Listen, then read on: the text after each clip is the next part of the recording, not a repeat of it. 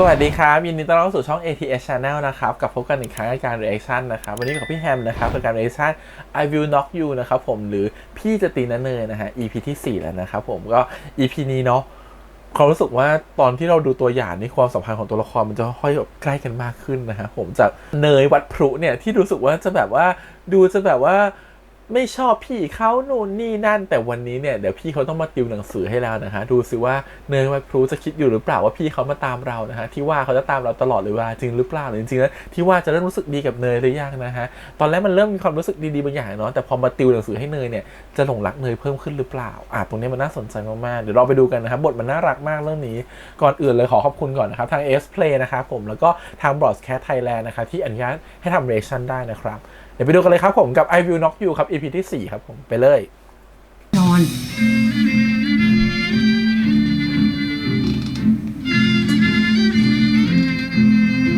เยาวรภา เอาละครับ เรื่องราวของเยาวรภาคงจะเริ่มต้นจากตรงนี้รวบรวมความกล้าและสั่งสอนเด็กแสบนี่สักหน่อยละกันไอเด็กเนยวัดนี่เธอจะยืนชื่ออีกนานไหมเนี่ยฮะชื่อเธอเนี่ยมันน่าเรียกมากเลยนะยีที เดที ยีเฉิม เฉิม ยีบ้อง บอก เดี๋ยวนะ ใครคือยายบ้องแล้วก็เรียกพี่มันดีๆหน่อยไม่ได้เหรอพี่เป็นพี่นะ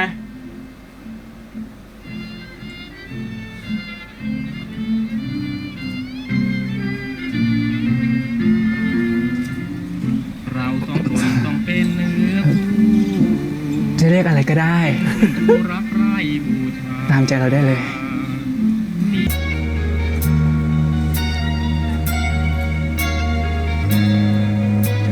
มันช่วยเรื่องความรักใช่ไหมแล้วจะเอาออก เธอร้อนเหรอ ใช่ใช่ใช่พี่ว่าจะเปิดหน้าต่างสักหน่อยอะลมมันจะได้เข้ามาเย็นๆ เราต้องใช้เวลากับเธอเท่าไหร่อะ ฮะ เราต้องใช้เวลากับเธอในห้องเนี่ยนานแค่ไหน อ๋อ2 ชั่วโมงอ่ะ วันเนี้ยพี่เตรียมของม .4 มาแบบรวมๆก่อนนะน้องอยู่ม .4 ใช่ไหมอ่ะ ดิ คือเดี๋ยววันเนี้ยเราก็มาคุยกันก่อนว่าอยากให้พี่เน้นเรื่องอะไร หรือว่าอ่อนวิชาอะไรบ้าง ครั้งหน้าเดี๋ยวพี่จะไปเตรียมชีทมาให้ เน้นแบบที่น้องอยากเรียนอะ เรื่องแพม ฮะ เราอยากเน้นเรื่องแพม แต่มันไม่ใช่วิชาของม .4 ไง มันจะไม่ใช่ได้ไง ตอนนี้เราอยู่มอะไร ตอนนี้เราอยู่ม .4 ความรู้สึกที่เรามีตอนเนี่ยมันก็อยู่ม .4 มันจะไม่ใช่ได้ไงอะแล้วการเรียนรู้เนี่ยมันไม่มีขอบเขตไม่ใช่เหรอ แม่จ้างให้มาสอนวิชาเรียนลูกไม่ได้มาสอนวิชารัก ขอเป็นคนเลือกได้ไหมว่าอยากจะเรียนอะไรอะ หรือวิชาแพมนี้ไหนวะต้องปวดหัว งงๆแฮะพูดซะรู้สึกผิดเลย เธอนี่มันไม่ได้เรื่องนะเยาวัน บุรพาใช่ไหม รีบเรียนกันเถอะเตรียมเลย ถ้าเธอจะสอนแค่ในหนังสือเรียนน่ะเราให้โอมไปทิวมาอ่านให้ฟังก็ได้ ไปซะไปเรายอมขาดทุนแค่คาบแรกเพราะเธออยากสอนสิ่งที่เธออยากสอนแต่เราไม่อยากเรียนเนี่ย เราต้องสอนในสิ่งที่ผู้สอนผู้เรียนอยากเรียนผู้เรียนไม่อยากเรียน เดี๋ยวก่อน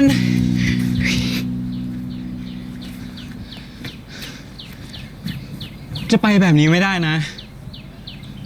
คือพี่ไม่รู้จะทำไงต่ออ่ะ แล้วจะให้เราทำไงเนี่ยยอมให้เวลาเธอมากไปแล้วนะตื้อชะมัดไหมนี่ พี่อะแค่จะมาสอน มีหน้าที่มาสอน มาติวให้เราอ่ะ แค่นั้นเลย วันหลังเลยกัน วันนี้ไม่ได้เหรอ แม่เราจะว่าไงถ้าไม่ได้ติว ไม่ต้องเอาแม่ติ๋มมาขู่หรอก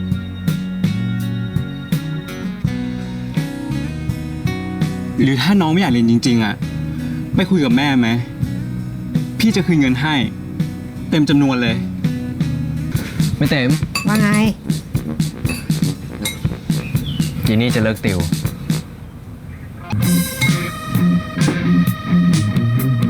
หนูบอกแล้วไม่รอดหรอก คือผมอาจจะไม่ได้ดีพอที่จะติวให้อะครับ ไม่เป็นไรหรอกลูก ป้าเข้าใจ ถ้างั้นผมคืนเงินที่ป้าติ๋มโอนมาให้นะครับ อุ้ยไม่ต้องลูก เก็บไว้เลยลูก ป้าทำที่เสียเที่ยวมาหลายรอบแล้วนะลูกอ๋อก่อนกลับกินข้าวก่อนไหม นิดหน่อยหาโต๊ะให้พี่เขาหน่อยเร็ว กินอะไรดีลูก ไม่เป็นไรก็ได้ครับ คือผมยังไม่ค่อยหิวเลย ไอ้เนย มึงไปส่งพี่เขาให้ถึงที่พักเลยนะทำก็เสียเวลา ไป อะไรนะป้าติ๋ม ป้าติ๋มวะ ไม่ต้องก็ได้ครับผม สวัสดีครับป้าติ๋มไว้ผมแวะมากินข้าวมานะครับโอ๊ย หนูว่าพี่ทีกลับเองยังปลอดภัยกว่านะป้าติ๋ม มาติดแม่มึงสิ ก็แม่หนูกับแม่พี่เนยไง กูประชด นี่อีกแล้วเหรอ ใช่ค่ะ ดูทรงก็ไม่น่ารอดหรอก ใครจะเอาไอ้เนยอยู่ ก็ไม่น่ามีปะ หนูเคยบอกแล้วว่าให้หนูติวพี่เนยเองยังมีหวังกว่า หนูไปแล้วนะคะป้าติ๋มสวัสดีค่ะ จ้าขอบใจนะแวว นิดหน่อย ไปดูซิลูกค้าเขาอยากได้น้ำหรือเปล่าอย่าให้เขาต้องรอ ได้ค่ะ เดี๋ยวพี่กลับเองก็ได้นะ แม่ติ๋มบอกมาแล้ว ก็ตามนั้น เนยไปธุระของเนยได้เลยนะ เดี๋ยวพี่เดินออกไปเนี่ย ชิลสบายเลย ไม่ไกล ใครใช้ให้เธอเรียกชื่อแล้วฮะเนี่ยติวเตอร์น้ำตื้น อยู่เต้นน้ำตื้น เร็ว ขึ้นมา โอ้ยแต่ละคำที่ออกมาฉันทำตามไม่ทัน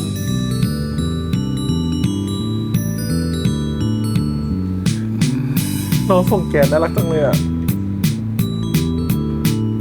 ถ้าเธอไม่ขึ้นมาเนี่ย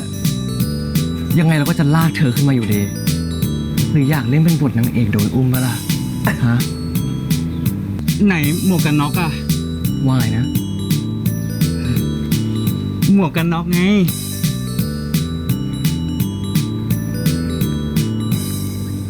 ถ้าไม่ใส่อ่ะ พี่ไม่ซ้อนไปด้วยหรอก ไม่เอา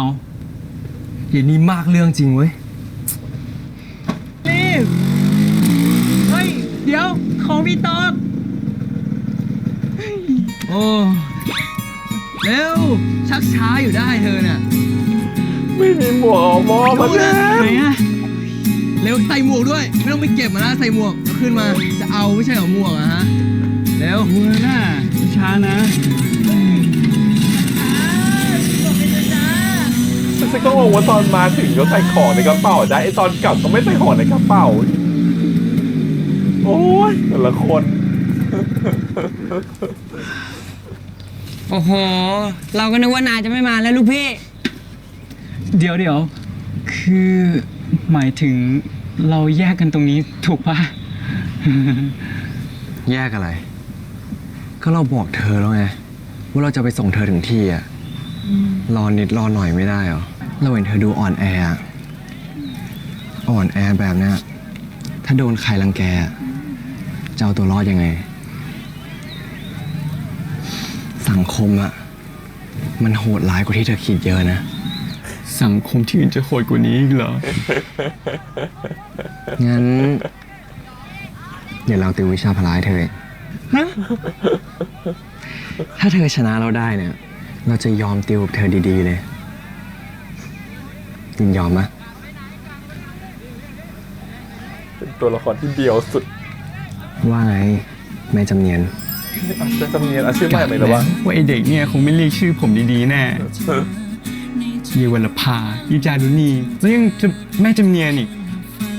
ไม่รู้ไปสรรหาคำพวกนี้มาจากไหน มันดูไม่เข้ากับผมเลย แต่กับเด็กนี่ทำไมมันดูเข้ากันนะ ทั้งหน้าผมการแต่งตัวคำพูดคำจา เอาจริงเด็กมันก็ดูดี ดูมีเสน่ห์แบบทรงโบราณอยู่นะ เฮ้ย นานไปแล้วเธอ จะหลงรักเราทุกจังหวะแบบนี้ไม่ได้ไหมเธอ เอาเป็นว่าเราตอบให้แทนเธอเลยกัน ว่าเธอรับข้อเสนอนี้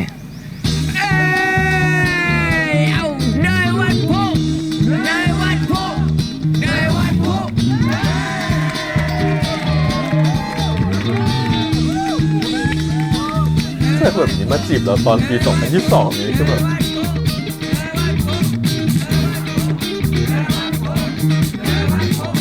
ฉันก็ทำตัวไม่ถูกเหมือนกันนะฉันก็งงฉันก็ไปไม่ถูกเหมือนกันแบบงง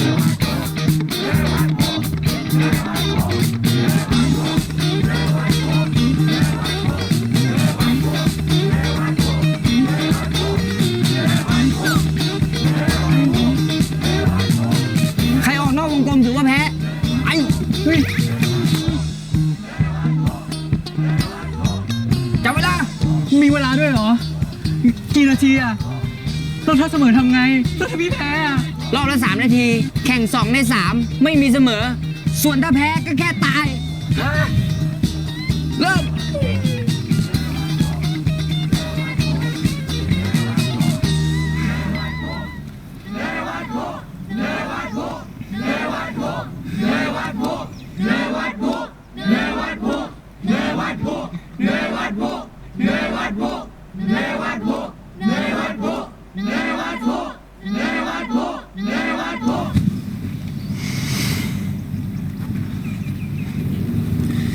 เนี่ยข้อแรกเลยนะ เธอเนี่ยต้องเงยหน้าขึ้นมามองอีกฝ่าย ไม่ใช่ก้มหน้าก้มตาแบบนี้ ถ้าเธอก้มหน้าเนี่ยแล้วเธอจะเห็นเนาะว่าควรตั้งรับ หรือว่าต้องโต้กลับแบบไหนอะ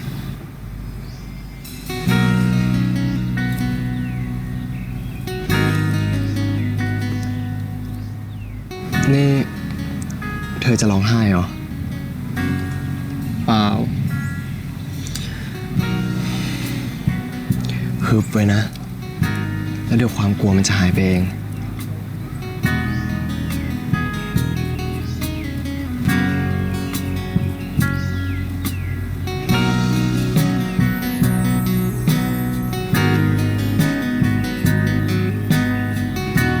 น้ำตาลูกผู้ชาย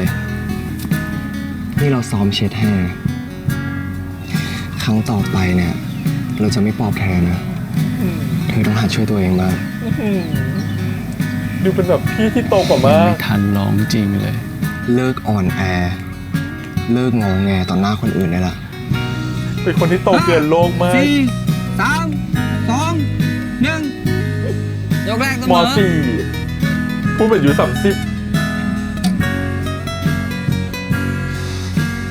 เอาดิเอาดิ มันหลุดออกมาจากละครโบราณ เอาดิวะไม่วะโอ้กล้าเปล่าเอาเปล่าเอาตัวเปล่าเอาเปล่า เราต่อให้เลยกัน ถ้าเธอเอามือของเธอเนี่ย มาโดนที่ใบหน้าของเราตรงไหนก็ได้ เราให้เธอเป็นผู้ชนะเลย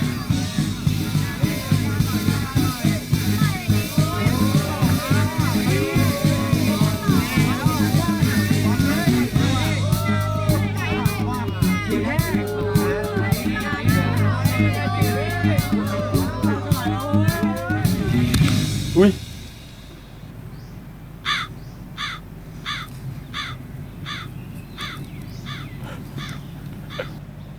พระเอกเราก็อ่อยอ่ะ คือปล่อยเขาทำให้เขาโด โคตรปิ๊บ น เฮ้ย พี่ขอโทษ พี่ไม่ได้ตั้งใจ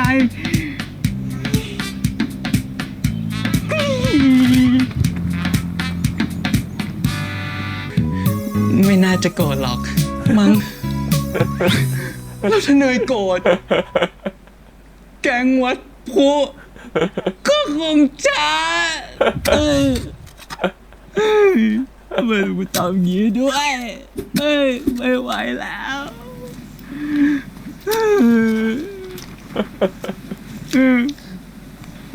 ไม่หลุมยังไม่ลึกเลย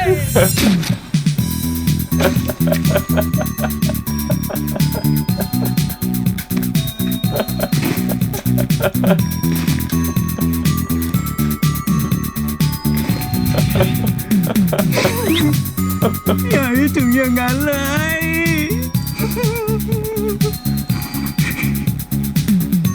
อีกคนหนึ่งก็ขี้กลัวสุด อีกคนหนึ่งก็โอ๊ยกรานโลกสุด อ๋อ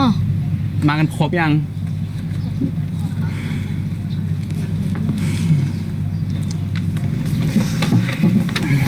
พร้อม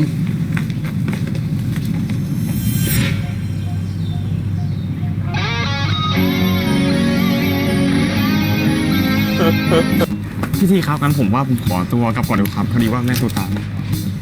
เฮ้ยกันแล้วเหรอเฮ้ย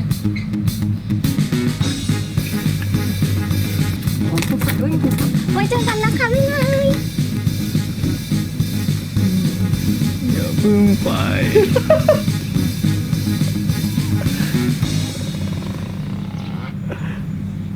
ถ้าเรื่องเมื่อวานอ่ะ พี่ขอโทษนะ พี่ไม่ได้ตั้งใจจริง ป้าติ๋มให้เอามาให้อ่ะ กินดิ ๆ อะไรนะ พี่ยังไม่หิวอ่ะ ให้ของอ่ะ กล้าปฏิเสธได้ไง ไม่มีมารยาทหรอ ใครกันแน่ไม่มี รีบกิน เฮ้ย รีบกิน รีบติว เราจะได้รีบไป ติว ไม่ติวแล้ว ก็น้องๆเขากลับกันไปหมดแล้วไง เหลือหนึ่งนะ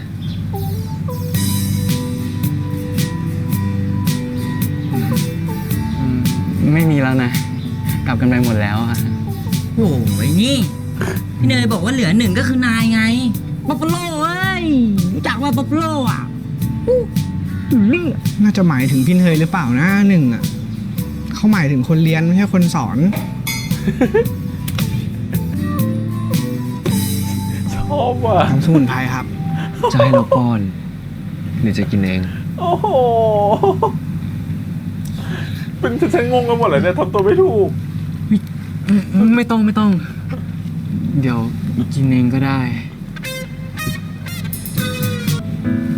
ตกลงไม่ได้ติวเลยเนี่ยมีแต่ของกินมาตั้ง อร่อย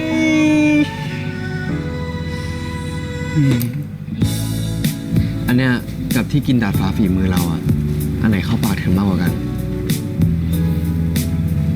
ฝีมือเนย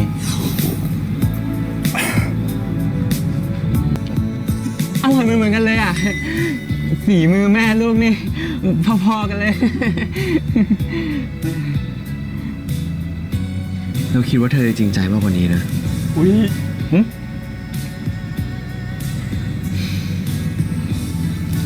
กับข้าวเราอ่ะ มันไม่ได้เรื่อง มันจะไปรสดีเท่าป้าติ๋มได้ไงอ่ะ มันก็ไม่ขนาดนั้นมั้ง ข้าวหลังเนี่ยจะลองมือใหม่ ไม่ค่อยได้เข้าครัวไง เสน่ห์ปลายจวักอ่ะ อาจจะยังน้อย เดี๋ยวให้ชิม แล้วเธอเนี่ยจะลืมของป้าติ๋มไปเลย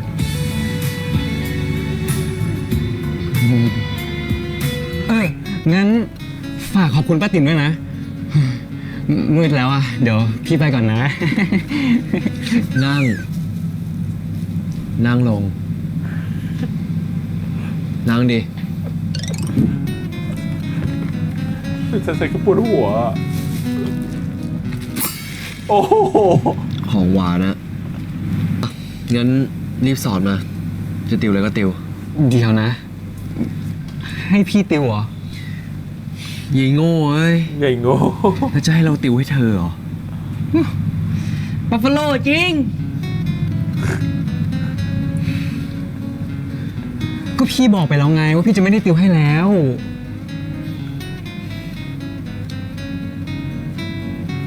ถ้างั้นพี่โอนเงินคืนให้เลยดีกว่า จะได้ไม่ต้องติดค้างอะไรกัน เฮ้ย เธอชนะ เราแพ้ ต้องทำตามสัญญา สัญญา สัญญาว่าจะ ถ้า ติว เธอชนะเราเนี่ย เราจะยอมติวกับเธอดีๆเลย จริงยอมไหมจำได้ยัง ว่าไงแม่จำเนียน พี่ไปชนะเราตอนไหนหรอ พี่หนีออกจากไอ้เขตวงกลมนั่นนี่ ก่อนเธอจะเดินออกไปเนี่ย เธอต่อยโดนหน้าเราเลยเราแพ้ อ๋อ โดนเบาๆใช่ไหมฮะ เบาหรือแรงอ่ะ ก็นับว่าโดน มา เร็ว เราพร้อมแล้ว พี่ยังไม่รู้อะไรเลยอ่ะ พี่ไม่ได้เตรียมอะไรเลย แล้วเราจะให้พี่สอนอะไร หรือตอนนี้เราเรียนอะไรอยู่ หรือยังไงอ่ะ พี่ไม่พร้อมเลยอ่ะ ขอเป็นวันอื่นได้ไหม ไม่สอน ไม่กลับ สอนอะไรเป็นยิบๆเลยมาขึ้นมาสอนก่อนปะ เอาจริงดิ เราไม่ล้อเล่นนะ สอนภาษาอังกฤษสอนบวกเลขสอนไปก่อน ก็ เธอก็ติวอะไรมาก็ได้อะเอาหลักสูตรที่เธอจำมา สอนมาอย่างหนึ่งอะไรก็ได้ ที่อยู่ในหลักสูตรที่เธอว่า เริ่มมาอย่างหนึ่งวะถ้าเธอสอนเราดีเนี่ย เดี๋ยว เราเลี้ยงไอติมกะทิ ฮะ นี่หงอสุดๆแล้วนะ เอองอได้10 นาทีว่า เฮ้ยรีบสอนดิวะ ไอติมกะทิเลยนะเว้ย ไอเนยไม่เลี้ยงใครง่ายๆนะ ไม่เอาก็บ้าแล้วนี่ รางวัลใหญ่ งั้น เอางี้ พี่ขอเช็คหน่อย ว่าเราจะเริ่มต้นกันที่เลเวลไหน อะไรเบ้อวะ เลเวลน่าจะเป็นระดับความเข้มข้นของหลักสูตรครับพี่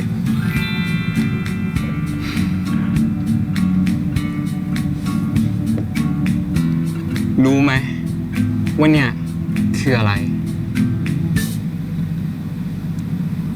วงกลมไหม ฮะ ส่วนใหญ่ในนี้ มองว่าภาพนี้คืออะไรครับ วงกลมไง ก็วงกลมดิ ไม่ใช่วงกลมถ้าเป็นวงบ้าเลยอะ นี่เธอเป็นอะไรนักหนากับวงกลมเนี่ย ถึงขั้นสอนไม่จบตั้งแต่เมื่อวาน มันกินเวลามากไปเปล่า เธอคิดว่าที่เราเสียเวลาให้เธอเนี่ย มันคุ้มกับการที่เราต้องมารู้จักไอ้วงกลมนี้ปะ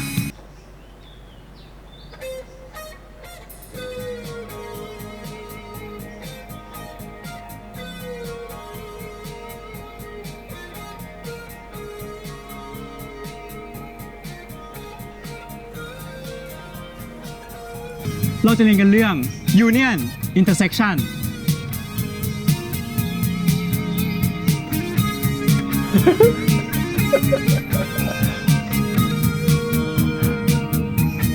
เอาวะยังไงก็ต้องรู้อย่างเดียวแหละเราเหมือนเป็นครูจะมาเลือกสอนไม่ได้นี่นะ ไม่ว่าลูกศิษย์จะน่ากลัวขนาดไหนก็ตาม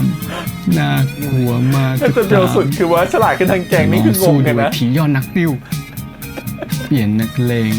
ให้เป็นนักเรียน ไหนเนยลองบอกพี่หน่อย ว่าต่อไปเนี้ย เราจะเรียนกันเรื่องอะไรได้โปรดตอบให้พี่ชื่นใจทีนะ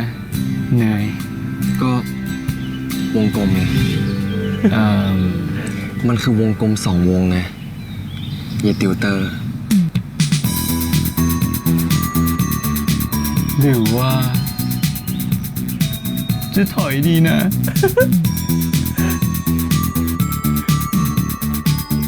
ทำไมวันนี้ไม่ติวที่บ้านอ่ะ เมื่อวานอะเรายอมติวให้เธอละวันเนี้ยเธอต้องติวของเราบ้าง เธอเนี่ยมันสุดทางจริงๆนะ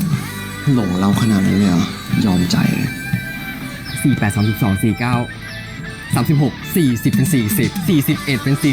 41 น่าจะ 44 นะครับ นับขาดแค่นี้มันจะเป็นอะไรวะ ไม่เป็นไรสู้ๆนะ พี่ คืออย่างงี้พี่ เราอะทิวอะไปหาหญิงแถวหลังหอพักวทมาแต่ดันไปเจอพวกไอ้บาส ไอ้บ้านมันฝากบอกนายด้วยว่าเจอได้หลังวอทอ ใจเย็นนายทำไงดีอะทำไงดี จะห้ามเนยได้ไงบ้างอะโอ้ยใครห้ามลูกพี่ได้โคตรจ้าบแล้ว ไปเล่นแม่งถึงตายก็ยอม ตายเลยเหรอ ไป เฮ้ย เล่นเลยนี่วอทอ น้องรู้จักวทอะไรนั่นปะ เทคนิคบางเพียนครับพี่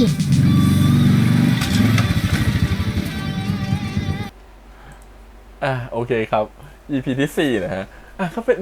เรื่องนี้ทำให้อมยิ้มได้ทุกทีนะฮะผมก็น่ารักนะฮะคือรู้สึกว่าเป็นตัวละครของเนยเป็นตัวละครที่เบียวมากเบียวจนแบบโอ้ถ้าเจอคนแบบนี้มาจีบฉันนี่ฉันจะทำตัวยังไงเนี่ยฉันจะทำตัวถูกไหมเนี่ยฉันจะงงไหมเนี่ยคือมันมีความมึนๆผสมกับแบบว่างงๆนะครับว่าตกลงนี่ยังไงวะคนแบบนี้จะเคลียร์คือดิวไม่ถูกอ่ะคือถ้าเจอคนแบบนี้รู้สึกว่าจะดิวไม่ถูกจะเข้าหาไม่ถูกจะคุยยังไงดีอย่างเงี้ยคือไปไม่ถูกนะฮะแล้วด้านแบบว่าตัวละครอย่างทีเนี่ยหรือที่วานเนี่ยก็คือยิ่งแล้วใหญ่นะครับก็เป็นตัวละครที่แบบโหแบบขี้กลัวขึ้นสมองนะครับคือไม่แบบว่ากลัวจนไม่สามารถจะมีสติเพื่อจะดิวกับอะไรได้ส่วนคนปกติอาจจะไม่ได้กลัวเท่าทิวานะฮะความรู้สึกคือว่าถ้าเป็นคนปกติเราอาจจะรู้สึกว่าเฮ้ยน่ากลัวหวาดแต่รู้สึกว่าจะไม่แบบสติแตกเท่ากับทิวาอะไรอย่างเงี้ยแล้วทิวาคือแบบกลัวขึ้นสมองจนแบบว่าบางทีทำอะไรออกไปโดยจนแบบกลายเป็นเปิ่นโกขึ้นไปอีกอะไรอย่างเงี้ยส่วนในเรื่องของการที่เรียกชื่อทิวาเป็นแบบว่าจำเนียนนะครับผมหรือจะเป็นนู่นนี่นั่นนะก็คือแบบว่าก็คือแบบเรียกจนจำไม่ได้อะว่ามีกี่คนนะครับผมก็เป็นเสน่ห์ของตัวละครตัวนี้เหมือนกันที่แบบว่าอยู่ดีๆออกมาแล้วก็เรียกคนนู้นคนนี้ว่าชื่อนู้นชื่อนี้อย่างเงี้ยตามตัวละครคาแรคเตอร์ที่เราจำได้หรือรู้จักมาในอดีตอะไรเงี้ยจากละครหรือหนังที่เราเคยดูมาอะไรเงี้ยก็เป็นตัวละครที่ค่อนข้างจะแบบเนาะจะบอกว่าเบียวก็เบียวจะบอกพิเศษก็พิเศษนะครับผมสำหรับตัวละครเนยส่วน EP นี้ก็คือว่าจะวนกันเรื่องของการติวเตอร์นะครับผมว่าจะตกลงจะติวไม่ติวยังไงนะครับผม EP ที่แล้วเขาบอกกับว่าจะให้มาติวเนาะพอมาเปิดมาโหต้องมาติวเนยนี่คือที่ว่าเข้าไปไม่เป็นเหมือนกันว่าทำยังไงดีต้องติวเนยอะไรเงี้ยสุดท้ายไปมาคือเหมือนกับว่าเนยก็ไม่อยากติวแล้วแบบเสียเวลาจะมาติวอะไรกันนู่นนี่นั่นอะไรเงี้ยก็เชอร์ก็ไม่ติวพอจะไม่ติวเนี่ยปุ๊บก็เลยแบบหาเรื่องบอกให้ไปบอกแม่ว่าเลิกติวซึ่งทิวาก็โอเคกับการเซกับคุณแม่ว่าฉันจะเลิกติวนะฮะสุดท้ายคุณแม่บอกเลิกติวก็ไม่เป็นไรเลิกก็เลิกแล้วก็ให้ไปส่งทิวาแล้วกันกับผอเพราะว่าพี่เขาเสียเวลามากเลยกับการที่ไม่ยุ่งกับเธออะไรเงี้ยก็ต้องงงว่าแบบว่าตัวละครเนี่ยตั้งแต่ตรงนี้เป็นต้นไปจนถึงแบบว่าเกือบท้ายๆเรื่องความรู้สึกคือในเราเห็นตั้งแต่อีก4 EP แล้วรู้สึกว่าตัวละครของเนยเป็นตัวละครที่เหมือนถูกวางคาแรคเตอร์ว่าเป็นเหมือนคนที่แบบเป็นเด็กที่เหมือนกับจะแก่แดดก็ว่าได้นะรู้สึกว่าจะกล้านไปนิดนึงจะรู้สึกว่าจะปีนเกลียวจะรู้สึกว่าตัวเองเป็นคนที่แก่กว่าเยอะๆเป็นคนที่แบบปกป้องคนนู้นคนนี้ได้เป็นคนที่แบบมาชัวร์มากๆอะไรเงี้ยความรู้สึกคือมีความแบบฟีลลิ่งแบบนั้นคือทั้งที่ตัวเองอยู่ม.4 นะแต่ความรู้สึกคือเหมือนเราคุยกับเด็กแบบอายุ30อายุ25อะไรเงี้ยรู้สึกคือเหมือนฉันโตแล้วนะฉันจัดการต่างๆเองได้อะไรแบบนั้นซึ่งมันก็ดูเกินวัยเอามากๆจนรู้สึกว่างงว่าเฮ้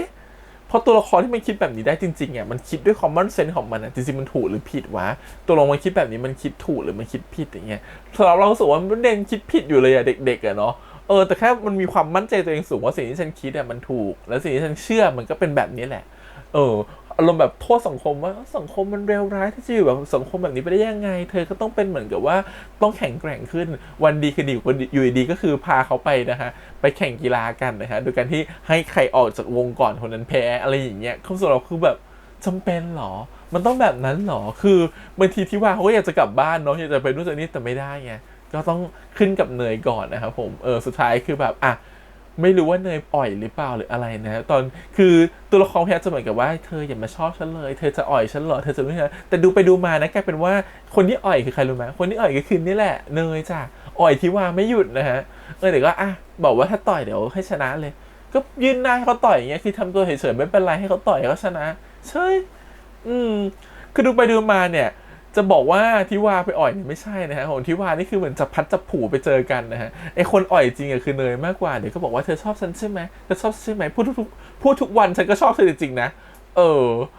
เข้าใจมาสมมติว่ามีคนพูดแบบนี้ทุกวันน่ะก็เผลอชอบได้นะแล้วที่อย่างหนึ่งตัวละครของทิวาก็แบบมองหน้าเนยก็สมมติเด็กคนนี้มันแบบ มันก็มีอะไรน่ารักของมันอยู่นะมันก็เป็นคนที่รู้สึกว่าดูแล้วก็มีเสน่ห์นะถึงจะหลุดออกมาจากเหมือนอีกโลกนึงมาจากแบบความโบราณแต่มันก็มีเสน่ห์ในแบบของมันอะไรอย่างเงี้ยก็อาจทำให้ทิวามีความเคลิ้มไปบ้างนะครับผมแต่เนยเนี่ยยังไม่ได้เคลิ้มกับทิวาเท่าไหร่ต้องรอดูก่อนว่าเนยจะเคลิ้มกับทิวาเมื่อตอนไหนที่อยู่ดีว่าเนยจะเห็นหน้าทิวาแล้วแบบโหแบบฉันตกหลุมรักเธอว่ะฉันชอบเธอว่ะจะดูความจริงใจของว่าตัวละครหนึ่งว่าตัวละครเขาจริงใจจะบอกรักเลยหรือเปล่าแต่ตัวละครแบบนี้ถ้าชอบแล้วจะบอกชอบเลยนะแต่ความรู้สึกของการชอบของตัวละครของเนยน่าจะมาช้านิดนึงแหละเพราะว่าด้วยความที่เหมือนกับเขาก็ยังเด็กอยู่นะครับผมอีกอย่างหนึ่งคือตัวละครต่างๆในเรื่องมันอยู่ในวัยเนี่ยมันคงแบบมันไม่มาทันด่วนหรอกที่จะแบบนู่นนี่นั่นเนาะก็ต้องรอดูอีกนึงว่าจะเป็นยังไงต่อไปทีนี้เรื่องราวนะครับผมเราจะมีตัวละครตัวนึงที่โผล่มาคือน้องผู้หญิงที่ส่งแก๊สเราไม่แน่ใจว่าคนเนี้ยคือแบบมีบทอะไรนะครับผมแต่คิดว่าคงจะสำคัญแหละเพราะถึงเอาน้องคนนี้มาเล่นเนาะแล้วก็บอกว่ามีการส่งแก๊สแล้วก็แบบว่ารู้จักนิสัยของเนยเป็นอย่างดีก็ต้องรอดูกันว่าตัวละครตัวนี้จะมีผลอะไรต่อเนื้อเรื่องหรือเปล่านะครับผมแต่ที่แน่ตอนเนี้ยเขารู้สึกคือตัวละครของทิวาที่เราเห็นมาตลอดหลายปีที่ดูเป็นแบบขี้กลัวขึ้นสมองEP นี้ค่อนข้างจะดรอปลงค่อนข้างจะบางลงค่อนข้างจะเหมือนไปโฟกัสกับที่เรื่องของแบบเรื่องของความที่ทิวาจะดีลกับเด็กกลุ่มนี้ยังไงจะทำตัวยังไงเพื่ออยู่กับตัวของเนยได้อะไรอย่างเงี้ยจะไปในด้านนั้นมากกว่าแล้วก็ไปเสียเวลากับการเล่าตรงนี้มากกว่าในการที่จะเมื่อให้เห็นว่าตัวละคร2คนเนี่ยมันจะเข้ากันได้ยังไงมันจะมีตรงไหนที่อยู่ดีกลับมาเจอกันได้ใหม่อะไรเงี้ยหรือกลับมาสานต่อเรื่องราวของทั้งคู่ได้ยังไงอะไรเงี้ยคือเรื่องพยายามจะปูพื้นที่ไปตรงนั้นเพื่อสำหรับเอาไปเล่าใช้เป็นฐานในการที่จะเล่า EP ต่อๆไปก็ถือว่าเป็นเรื่องที่ดูแล้วก็น่ารักนะครับอมยิ้มนะจนรู้สึกว่าเราคิดว่าตัวทุกคนที่ดูเรื่องนี้คนรู้สึกว่าตัวละครมันมีความแบบเบียวแล้วก็สุดโต่งอะไรบางอย่างแหละโดยเฉพาะตัวละครของเนยนะซึ่งแบบคือจริงๆไม่ปกติทั้งหมดแหละแต่เขาสำหรับเรารู้สึกว่าเนยมันก็ไปขั้นสุดจริงๆคือเหมือนกับแบบเป็นอะไรที่เหมือนเราเขาไม่เข้าใจจนเราต้องตั้งคำถามกับตัวเองว่าถ้ามีคนแบบนี้ในยุคนี้มาจีบเราด้วยสไตล์แบบนี้เราจะเซย์เยสกับเขาไหม